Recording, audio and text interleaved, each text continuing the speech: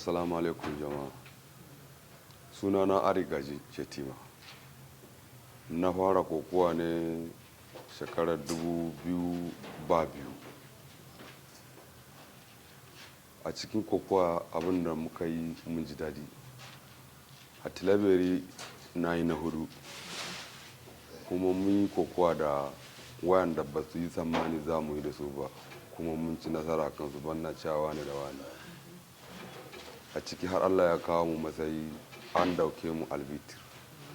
Muna cikin albitarai yanzu national. A matsayin ka na tsohon dan kokowa, wani nasarori ka samu cikin harkar tahiyar kokowa? Me ya ba ku shawo ku shiga cikin kokowa tun dama? Tun dama dai lokacin muna yara ne muna zuwa kallon kokowa.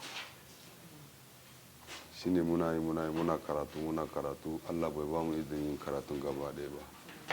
Sai muka zabi kokowa na ce bari mu shiga mu gani ko mu samu wani nasara. Da shigan mu bai jima ba har na kai na hudu.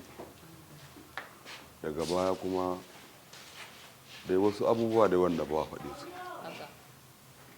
Muna nan aka tuna mu kuma aka ce wayanda suka yi abin a zuwa gani su ma a nemo su a sa su cikin albitarai tun da sun san wani abu.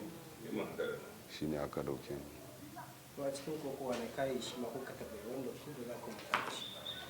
Kayi dai wanda na taba yi wanda ba ni manca na ji daɗin shi. Mun yi kokowa zandar ne da barmu lalle na kada shi. Kuma shekaran da na yi na hudu 'yan tawa ne suka rage su hudu ni ne na kaɗai na biyar. Na kashe ɗaya cikinsu sai